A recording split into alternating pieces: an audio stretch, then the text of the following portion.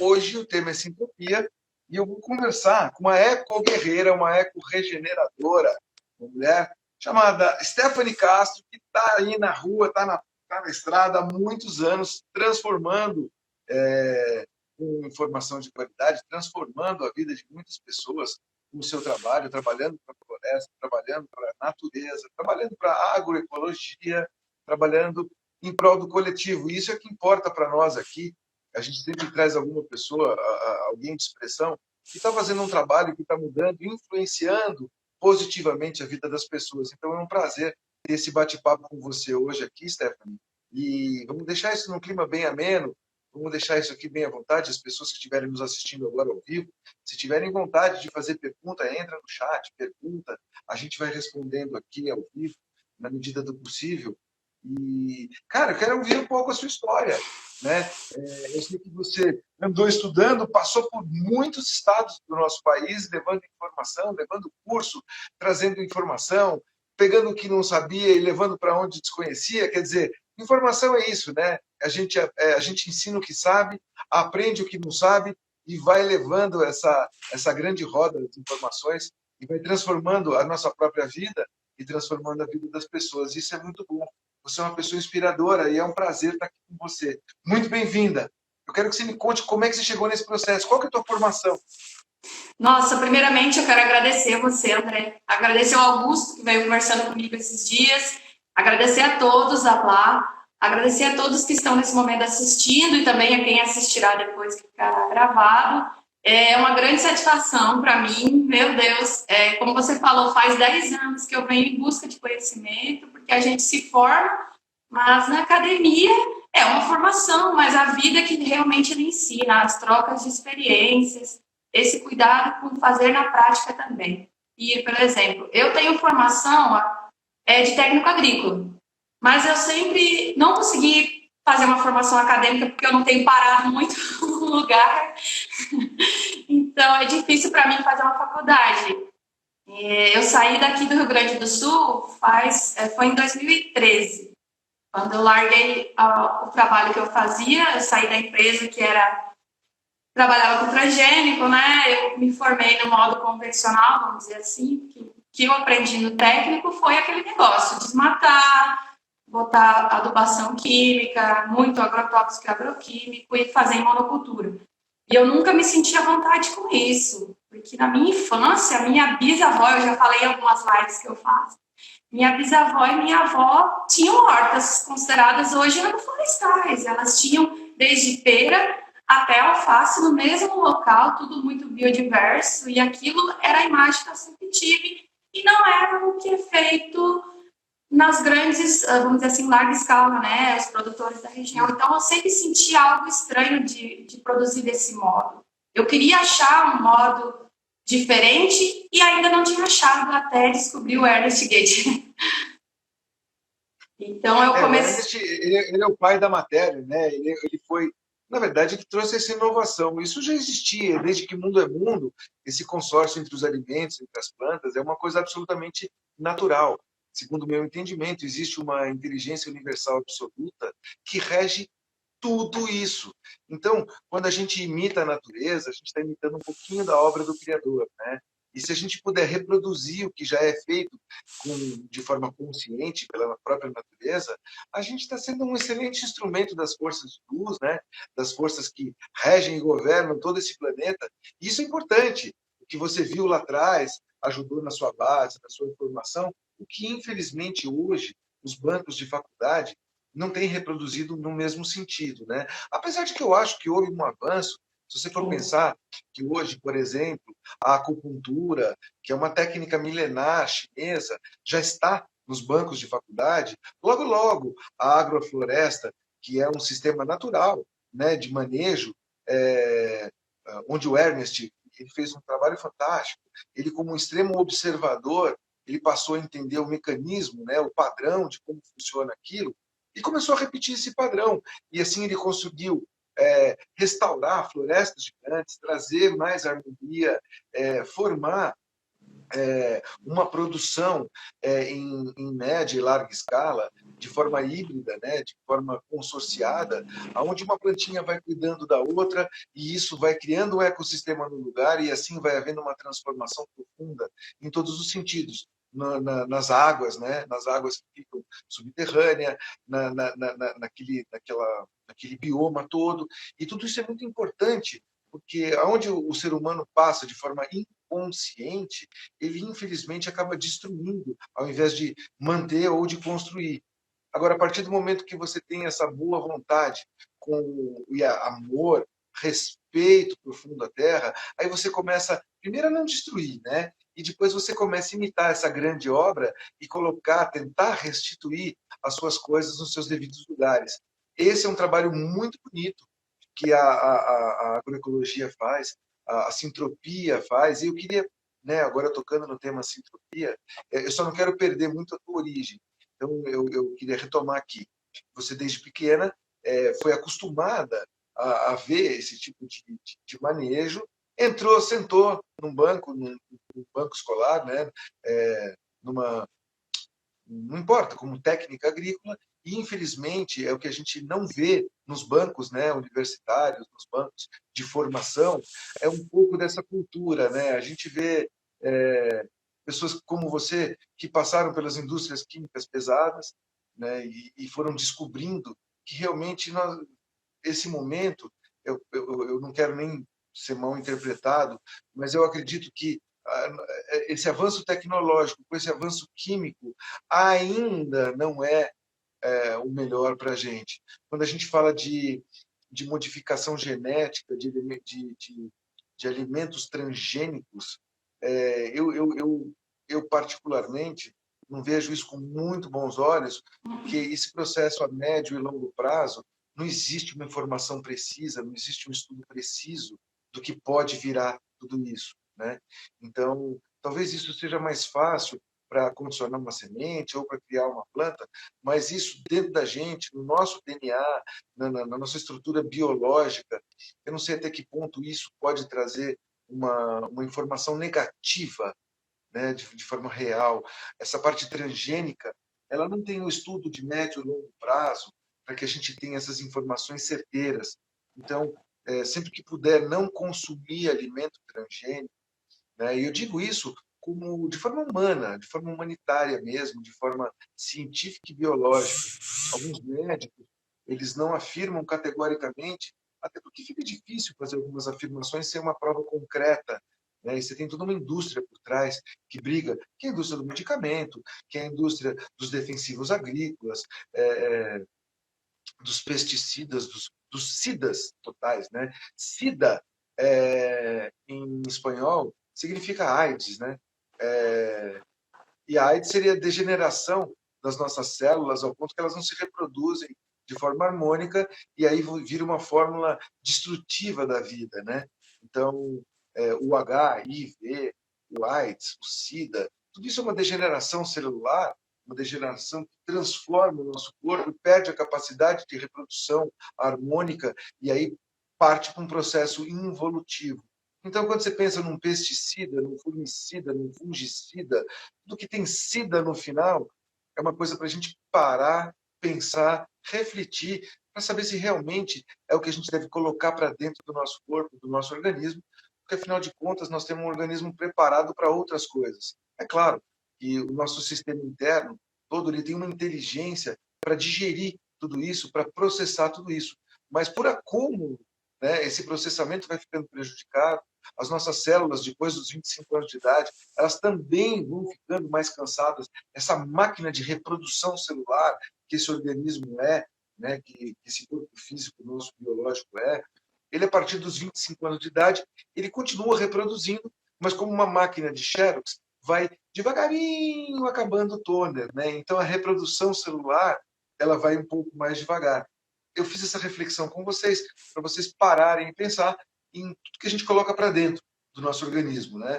O nosso objetivo aqui é estar mais tempo na Terra, é fazer um trabalho interno, pessoal, e esse trabalho interno, pessoal, ele deve repetir para o coletivo de forma harmônica. Então, tudo que a gente puder fazer de saudável, né, nas escolhas, nos pensamentos, nos sentimentos, nas palavras, nas atitudes.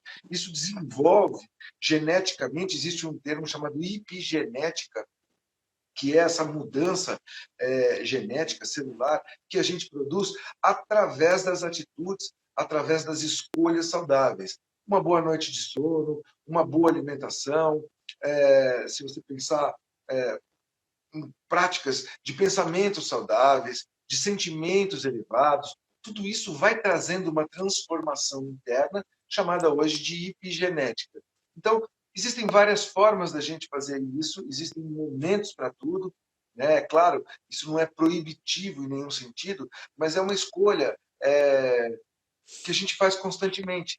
Então, eu fiz essa reflexão para vocês, para a gente pensar, né, no nosso consumo cada vez mais consciente, nas nossas... E aí, não só de quem consome, mas para quem também produz, nessa produção mais consciente. E isso é um ganha-ganha para quem está na terra, lidando com a terra, não ter que lidar com um defensivo químico, né, que prejudica a própria saúde, a saúde de quem planta, a saúde do entorno. Então, isso é bom para quem produz, isso é bom para a terra física mesmo, para que não haja contaminação de solo, é bom para a água que está debaixo desse solo, que vai absorver esses produtos químicos, é bom para as plantas que estão sendo produzidas de forma mais harmônica, né, com menos química, é bom para quem consome, que tenha que digerir menos, ou seja, Banco do Brasil, bom para todos. Né?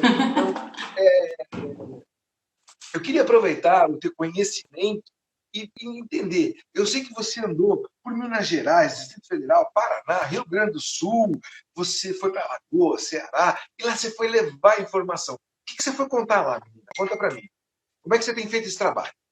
Então, eu saí nessa época em busca de conhecimento e acabou sendo uma troca e eu acabei não só aprendendo, como levando esse conhecimento. Dentre os locais que eu trabalhei, eu só quero aproveitar a deixa de você ter falado dos agroquímicos, que a chave virou, como diz a maioria de quem trabalha com agrofloresta, a minha chavinha na mente virou, principalmente na época que eu trabalhei em 2 empresas muito grandes nessa área de transgênicos e principalmente agrotóxicos. Uma empresa era armazenadora, quando eu larguei tudo e fui embora, eu trabalhava com armazenadora e esmagadora de soja. Produzia biodiesel, produzia óleo, né? E eu via muito essa questão da modificação genética e, como você falou, a minha preocupação maior era isso. Os estudos estão sendo feitos para saber o que vai acontecer com a gente e se há estudos sobre isso chega para a gente, porque as grandes empresas que, eu não posso comentar nomes, mas todo mundo sabe, a grande empresa que monopoliza essa questão dos RR, né, transgênico de soja, a gente sabe que ela controla muita coisa que não chega para a gente. Então, e a segundo lugar foi uma empresa que produz maçã em Santa Catarina, e eu trabalhei em 72 hectares de monocultura de maçã. Aí eu trabalhei como técnico, né? Na outra foi como administrativo. E a minha mãe ficou doente pelo agrotóxico, porque ela foi lavar minha roupa de trabalho, que eu cheguei cansada, ela disse que escolava. E ela ficou com a barriga dura, a gente teve que levar no hospital, de tanto produto químico que era colocado nas maçãs. Então, isso disse, não, chega, não é isso que eu quero para a minha vida. E aí eu fui embora para o Nordeste, e o primeiro lugar que eu atuei foi em Eunápolis, né, parece uma Porto Seguro. Lá eu trabalhei em assistência técnica em assentamentos rurais, da região ali, perto da Caraíva, da região. Eu tive muito contato não só com essa parte de assistência técnica, consultoria, mas também de ter a vivência dentro de aldeias indígenas, ali na região dos Pataxós, né? E depois em Alagoas, quando eu fui dar assistência técnica, já foi até pelo Estado, na verdade, que foi pelo Interal, né? Que é um órgão lá que dá empréstimos para pequenos produtores e incentiva muitos produtores da região de Maceió. Aí eu fui para a União dos Palmares, da terra de Zumbi dos Palmares, é incrível.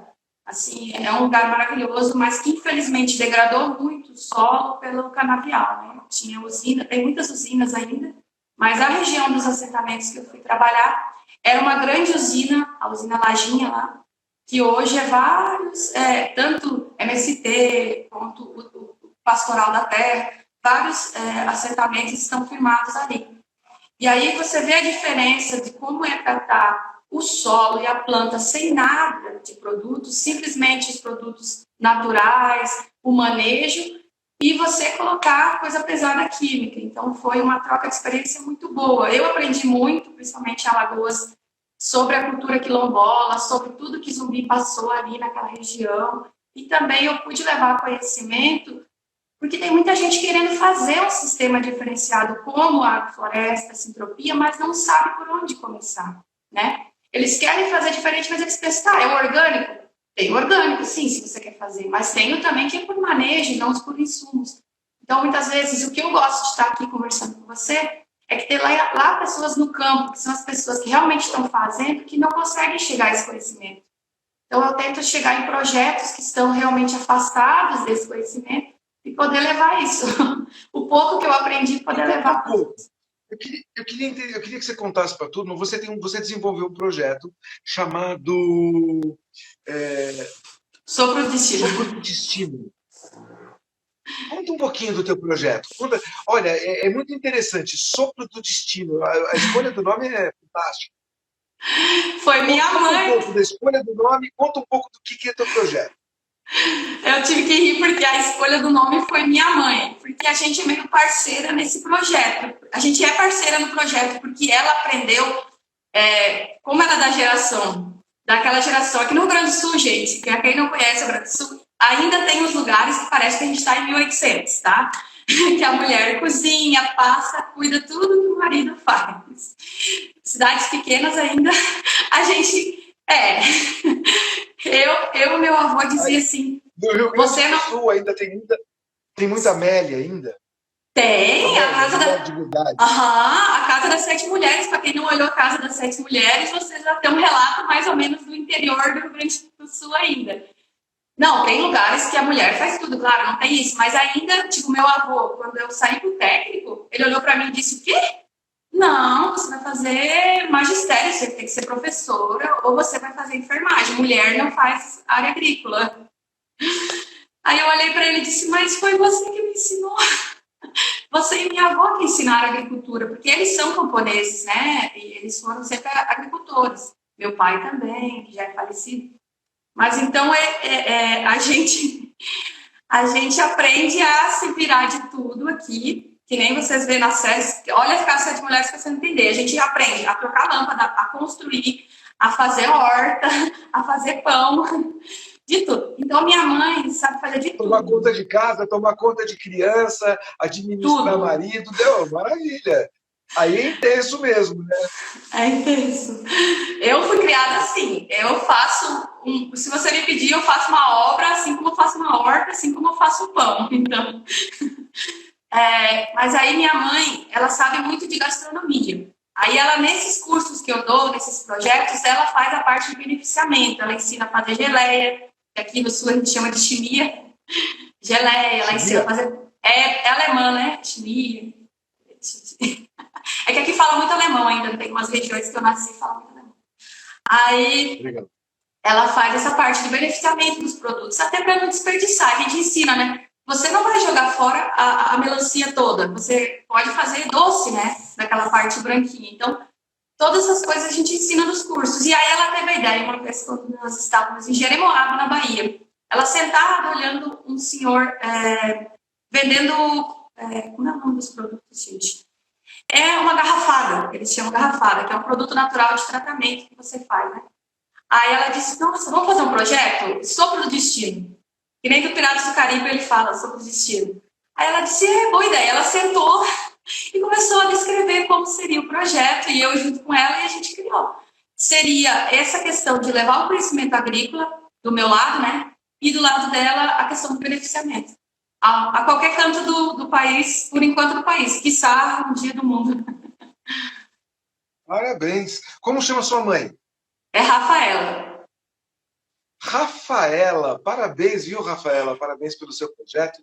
Parabéns, porque que a sua ideia floresça, Rafaela. Que a sua ideia floresça e se multiplique, encontre o lugar certo na hora certa, para ela se acomodar e mudar, transformar. Parabéns, parabéns para vocês duas. Obrigada. Você levou isso para o Nordeste? Me explica um pouco na prática. A ideia... um pouco na prática como é isso. Pronto. A ideia, quando foi criada, é que a gente queria ter condições financeiras de ter uma fazenda mesmo, né? Em torno de 2 hectares, 1 hectare, para a gente fazer esse projeto fixo. E aí as pessoas podiam ir lá, fazer cursos, aprender, ver as hortas agroflorestais, né? Ver todo o processo na prática. Mas, por enquanto, eu não estou tendo tempo, né? Então, eu não estou tendo um local fixo. Aí eu pensei, vamos andando. Então, onde querem esse conhecimento, a gente vai. Assim como a gente foi pelo Interal de Alagoas, né, que foi, é um órgão estadual, então eles convidaram a trabalhar com eles lá. Durante 5 meses a gente ficou na região da União dos Palmares, Alagoas. Aí, quando foi Entre Rios, a gente foi para o projeto do Ecovila. Lá a gente conheceu o pessoal da aldeia indígena Cariri Chocó, e aí eles convidaram para ir para a aldeia. E aí foi incrível. Foi em 2017 que a gente foi para a aldeia Cariri Chocó, na região de divisa de Sergipe e Alagoas. Incrível. E aí a gente levou esse projeto lá dentro, né? Minha mãe ensinava a parte, principalmente de pães, que eles queriam muito, eles amaram cuca. Não sei se você já provou, é um doce alemão, né? A cuca. E chama eles... Cuca.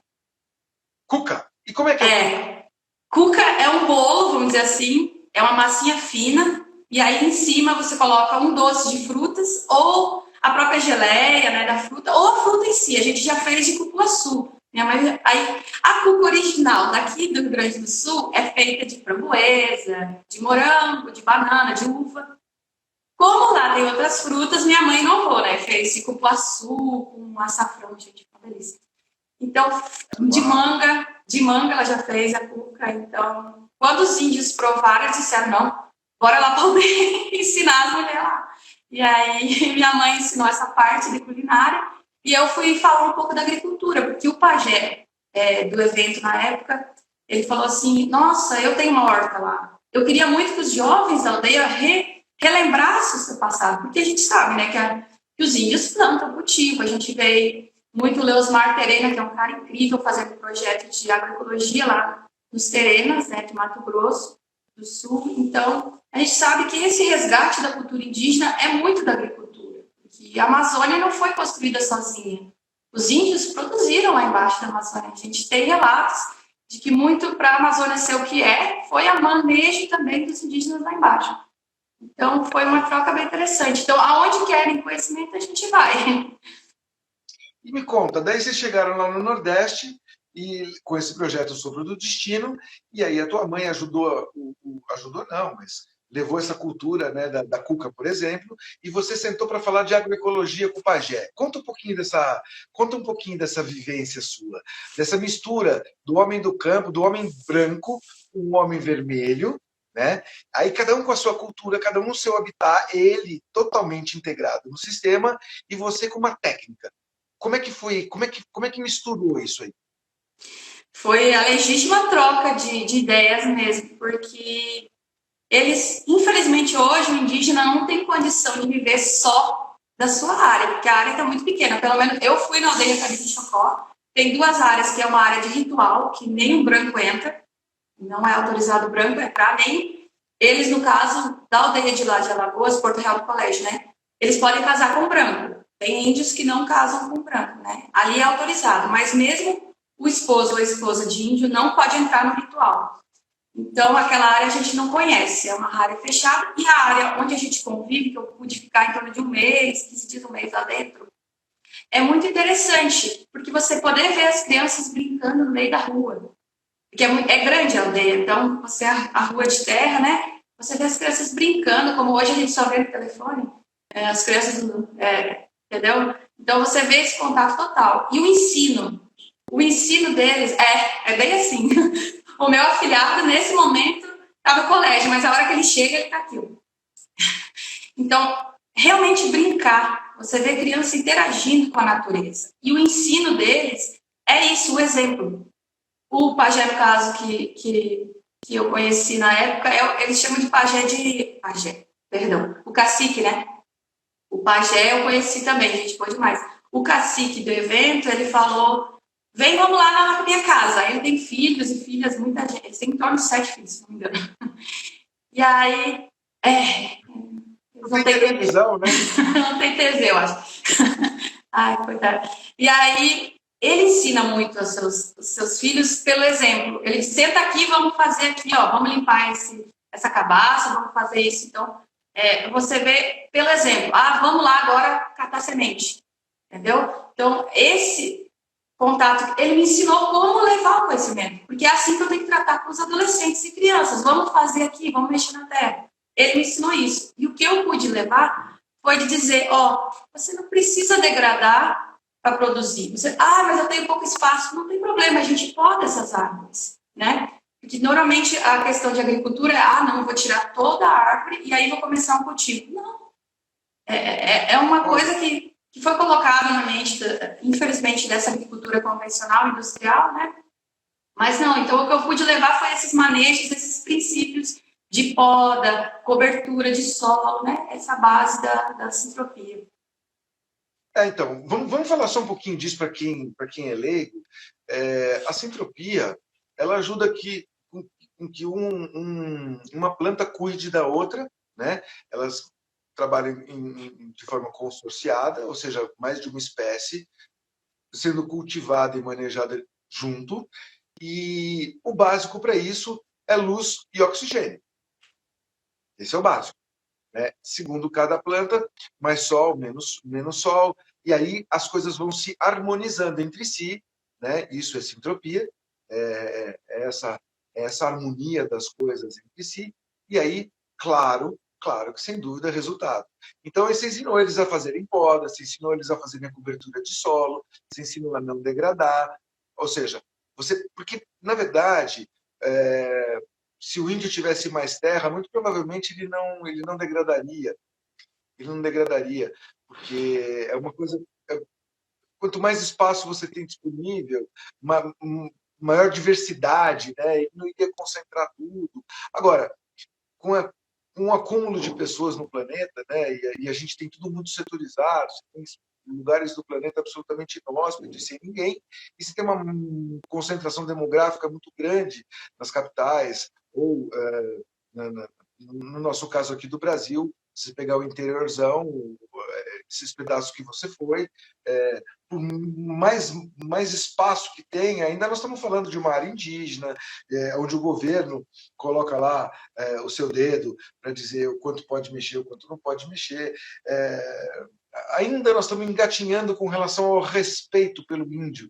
Eu tenho um respeito profundo pelo índio, pela sua ancestralidade. Quando o homem branco chegou aqui, isso aqui já tinha índio, isso aqui já estava habitado, isso aqui não era terra de ninguém, isso aqui chamava-se Terra Brasilis, né? Isso aqui era não, isso aqui, nós somos inquilinos do planeta. Ninguém é dono de nada.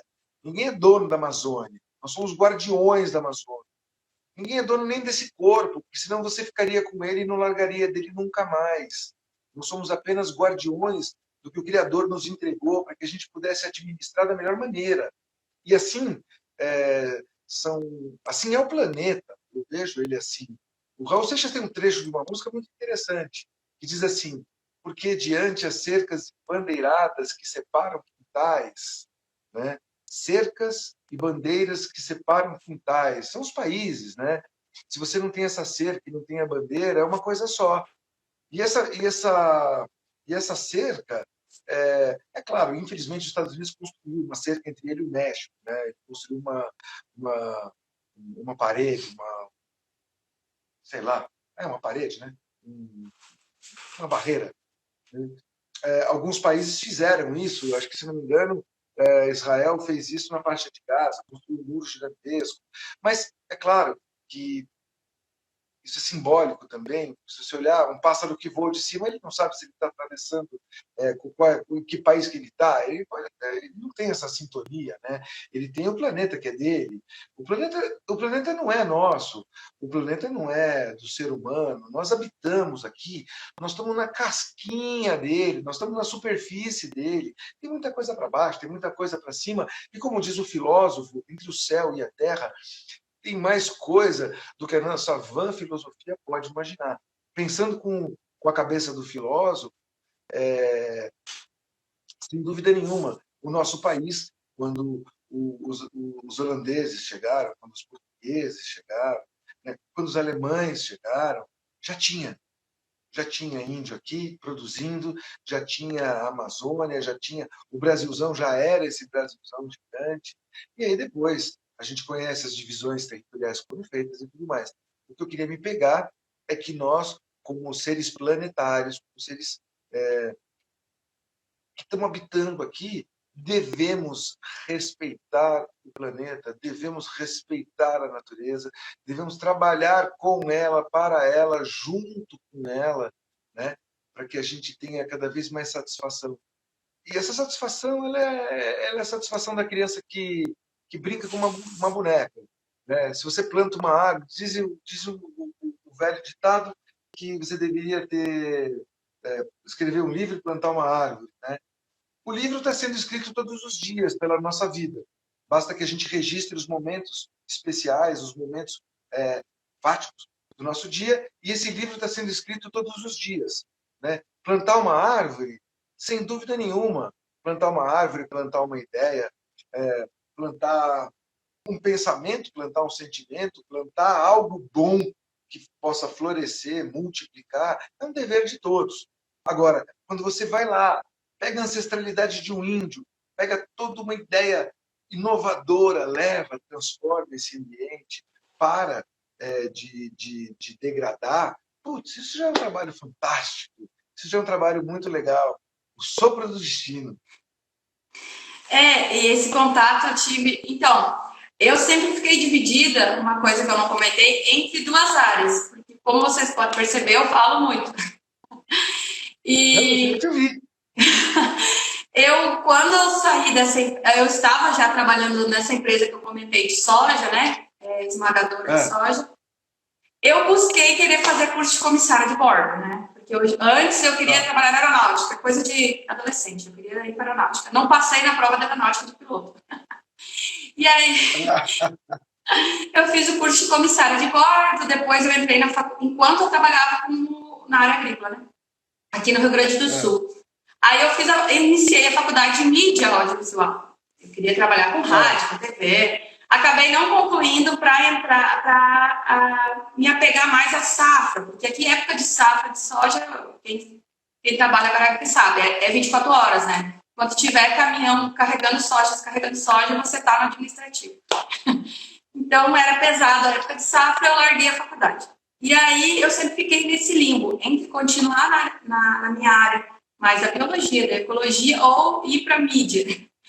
E hoje eu ligo as duas coisas. Eu uso minhas redes, tanto o Sopro quanto o meu TF Castro, para poder levar um pouquinho do que eu vi e do que eu vivencio, e também faço algumas lives com pessoas que estão fazendo, né? Então eu acho muito importante esse trabalho seu, André, o trabalho da Plá, porque é levar esse conhecimento para quem está aqui nas redes, também ter mais educação e também ter entretenimento, mas ao mesmo tempo educação ambiental, né? Meu foco é esse, sempre levar. Então eu pude hoje juntar as duas coisas que eu gosto. E quando eu conheci... Educação é a base, né? Quando eu conheci os Pataxós, eu estava trabalhando de guia de turismo. De Eunápolis, que eu trabalhei de assistência técnica, eu fui para Porto Seguro trabalhar de guia.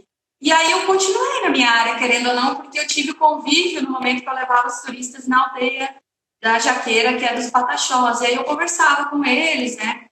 E é isso que você estava falando, a gente dá tanto respeito à cultura indígena, porque eles estão vivendo muito de eventos, né? A renda financeira é eventos, é levar a cultura deles, é mostrar o seu trabalho, é vender artesanato. A gente tem mídias hoje, como o Tucumã, é um cara da aldeia Pataxó, eu conheci, o Janarão até estava no limite, sabe? Essa galera são os jovens que estão usando as redes, usando os meios que eles têm de ter uma renda, né? Porque, infelizmente, não dá para viver só do artesanato. As terras, como a gente vê hoje, é difícil eles terem as liberações diárias, que eles são os donos da terra, mas não é assim. A gente está vendo a dificuldade, né? Uma guerra, querendo ou não, acontecendo entre... eu não quero entrar nessa parte que é muito política, mas é entre garimpeiros, né? A gente vê. Então, é algo complicado. E eu vi o quanto é difícil para eles terem renda, né? Eu vi tanto na Cariri Chocó, vivendo do artesanato e de eventos. Claro que tem a FUNAI, dá apoio, mas não é mais o apoio que eles tinham como antes. Então, é uma luta diária. Eu vi na prática isso, eu vi que é uma luta. Eu conheci tanto os pataxós quanto os cariri em eventos que eles estavam levando a cultura deles e que eu trabalhava com o turismo. Então, a gente tem que respeitar muito. Aqui no Rio Grande do Sul tem uma história muito linda, para quem quiser conhecer mais, dos Guaranis. A gente tem a história da Ana Terra, que tem a casa dela em Santa Catarina, onde é que ela viveu. É uma história de amor que ela teve, né? Mas foi uma história de guerra, porque ela estava na época da guerra aqui. E ela foi uma guerreira na terra e viveu um amor com o indígena. E aí tem o Érico Veríssimo escreveu sobre ela, né?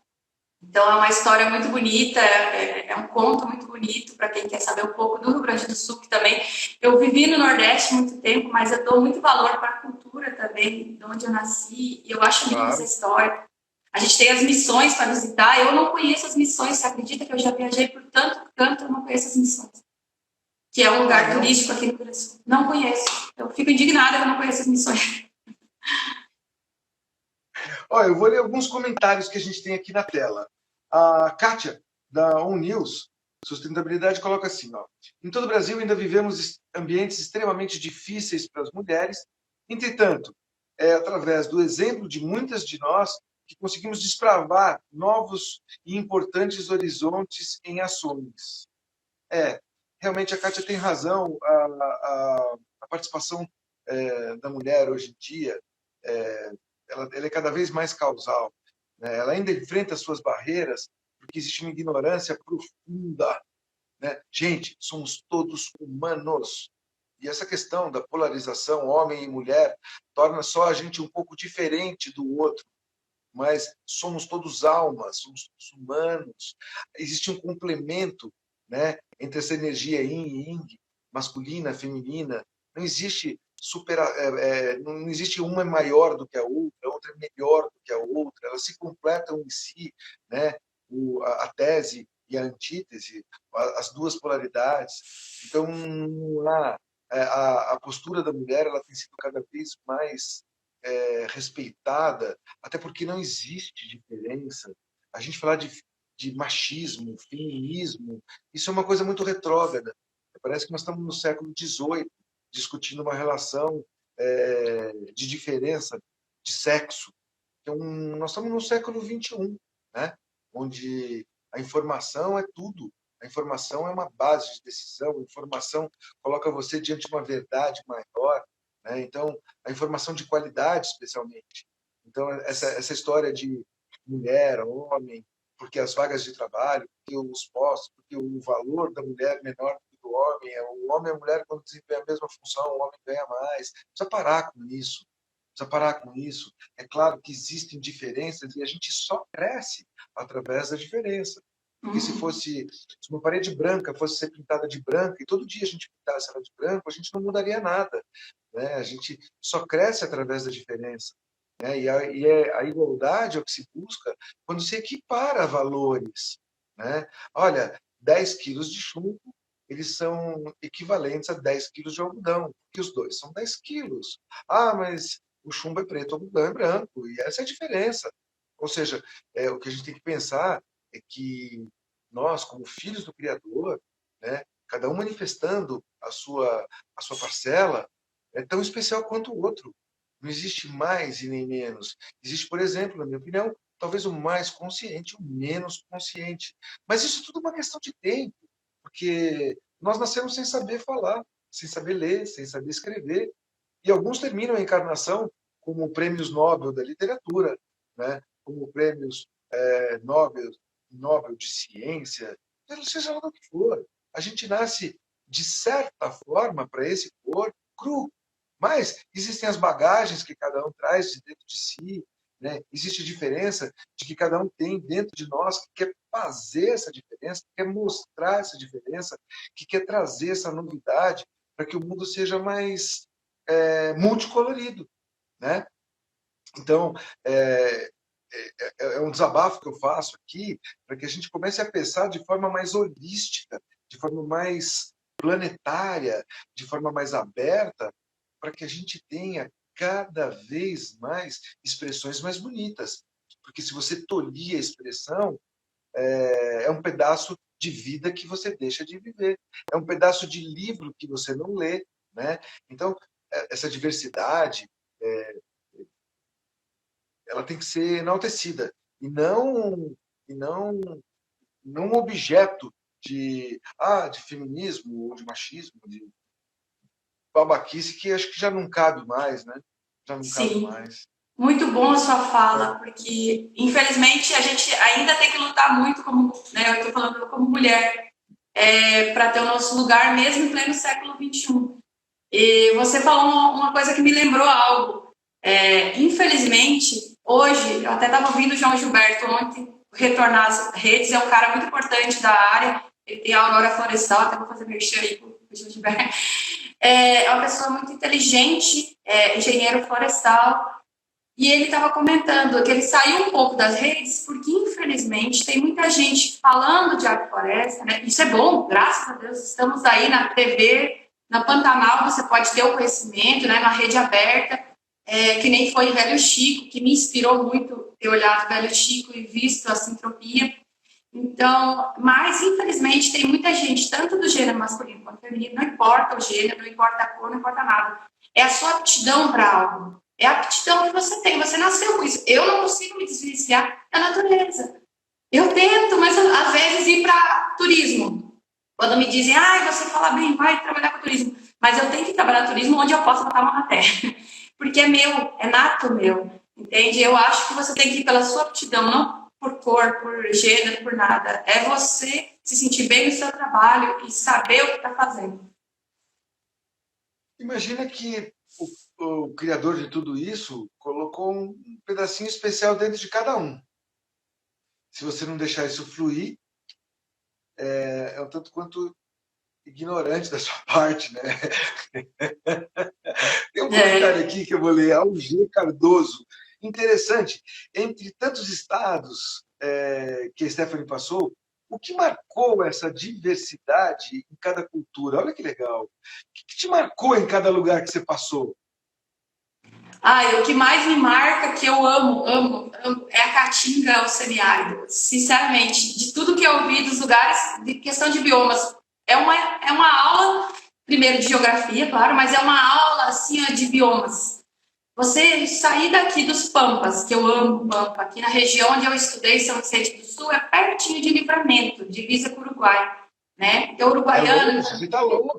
Livramento é longe. É longe. A gente visitava, fazia trabalho de campo, porque a gente estudava em turno integral, né? Que nem os Cefetes hoje, os institutos federais, né? Na época era Cefet. Então, você estuda o dia inteiro, entre prática e teoria. E a gente visitava fazendas no Uruguai, que já eram referências, né?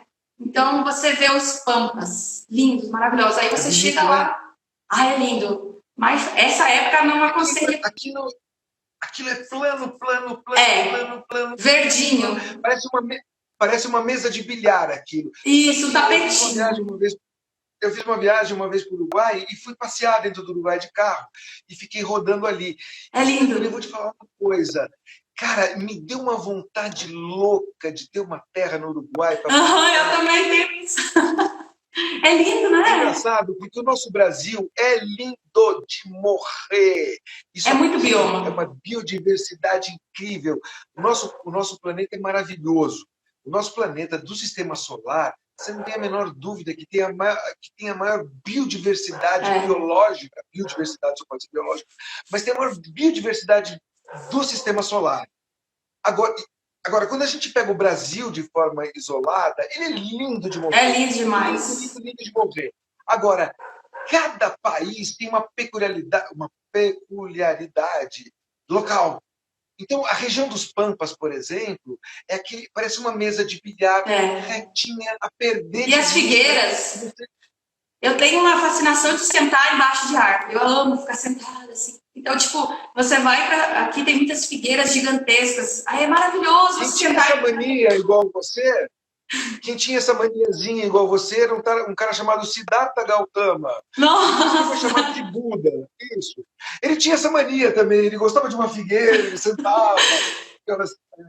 Eu amo ficar sentada. Que bom! Deu super certo.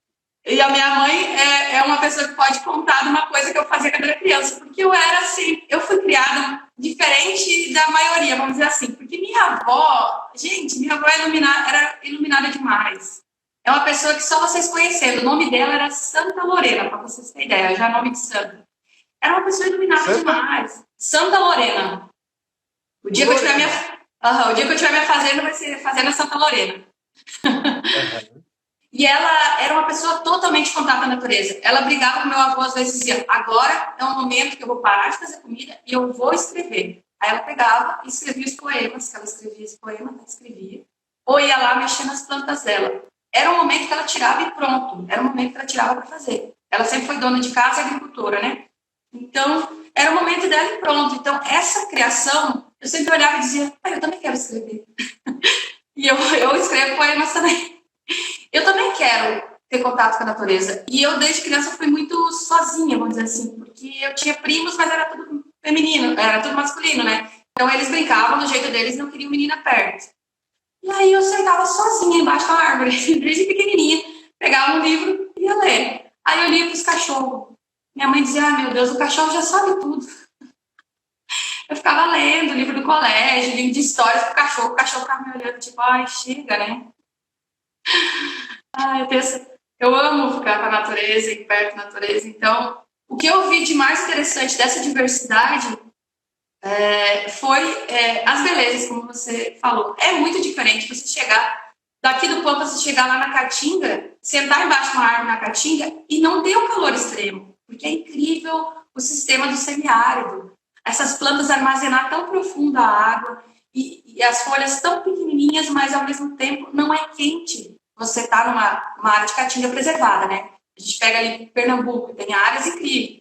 De Petrolândia até Petrolina, você vai pegar a rodovia, você vai ver muitas áreas ainda preservadas. Serra Talhada, né? É uma cidade também que tem muita preservação, então não é tão quente como todo mundo aqui no sul acha, não. É gostoso, a Caatinga é gostosa. É muito linda, eu amo Caatinga. Eu só não conheço ainda o Pantanal, que eu tô doida para ir. O Leosmar convidou, eu digo, eu tô indo. Assim que eu puder, eu vou. Pantanal. E a Amazônia mesmo, realmente eu não conheço, né? Mas assim, Ó, eu tenho uma pergunta todos os para te biomas fazer. são lindos. De todos os lugares que você passou, qual que você sentiu maior ressonância? Qual você sentiu mais impactada?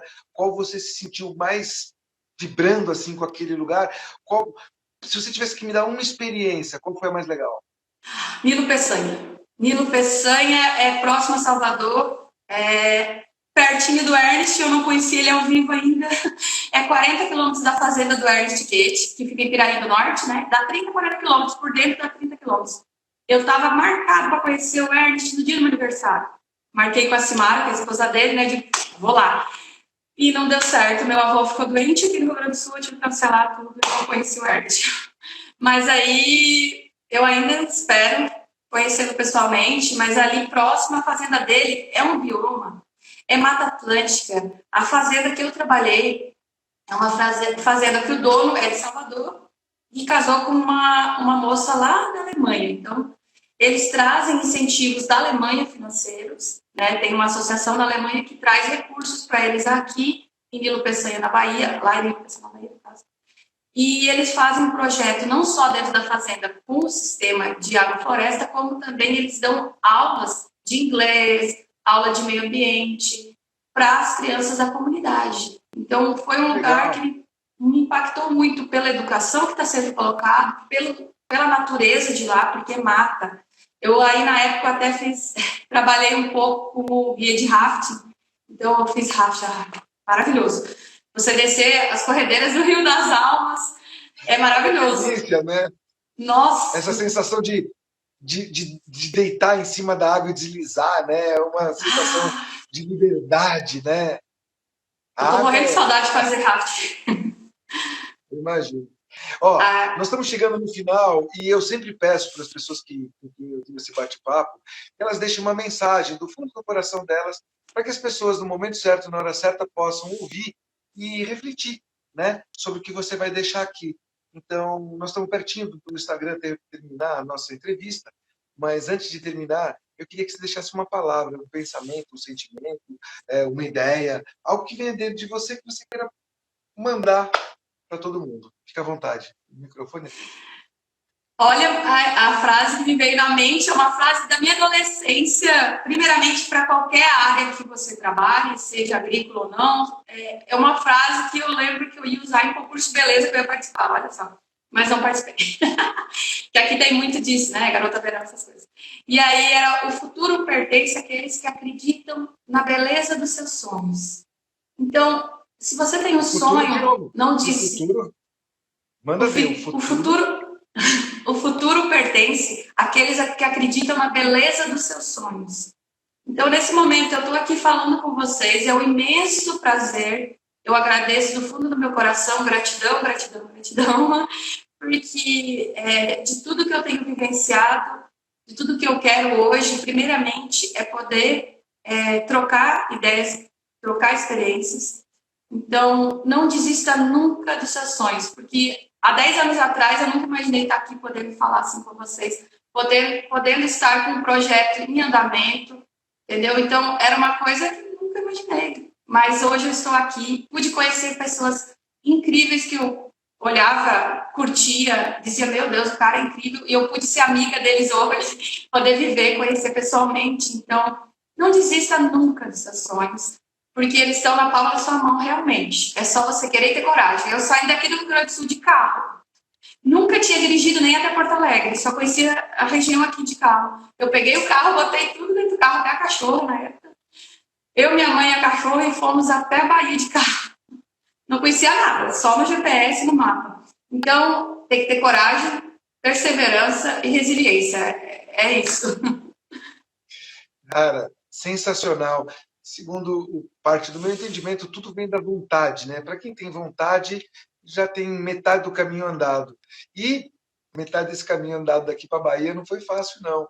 Se você tem um sonho, assim como a Stephanie, dá asas para o seu sonho, dá asas para a sua liberdade, põe ele em prática, e a vida tem muita surpresa boa reservada para a gente. Basta que a gente se matricule para estar lá, basta que a gente se cadastre para estar lá, basta que a gente se torne disponível para estar lá, e a vida vai responder. A vida responde na fração de segundo, instantaneamente, o tempo todo. Né? Existe essa inteligência universal, absoluta, que rege isso, um grande maestro, e esse grande maestro espera você. Espera você estar no lugar certo, na hora certa, para receber aquilo que você tem para receber, seja lá o que for. Uma informação, um olhar, uma troca atômica, não importa, não importa. Basta que você se permita estar lá. Né? Basta que você dê asa à sua imaginação e ao seu sonho. E se você tem um sonho, faz igual Raul Seixas cantou um dia. Sonho que se sonha só é só um sonho, mas sonho que se sonha junto é realidade. Então, aqui eu deixo um abraço fraterno a Santa Lorena, que fez um trabalho com a Rafaela, que fez um trabalho com a Stephanie, que fez um trabalho com os índios, que fez um trabalho no Brasil e vai continuar fazendo, e que acabou de fazer um trabalho aqui com você, comigo. Né? Então, essas 3 mulheres que são inspiradoras, aqui vai o meu abraço com muito amor e carinho, o meu agradecimento profundo pelo trabalho que vocês fizeram, fazem e ainda irão fazer, e é um grande prazer de ter tido essa conversa com vocês. A semana que vem tem mais, onde a gente vai trazer uma informação nova, um tema novo. E se você faz parte dessa pegada, se você faz parte, se algo do que foi dito aqui ressona com você, traga suas ideias para a nossa rede, entre em contato com a gente em inbox, vamos bater um papo, vamos trazer um tema novo, vamos trazer uma entrevista nova, uma ideia nova, para que a gente possa levar essa informação de qualidade para todo mundo.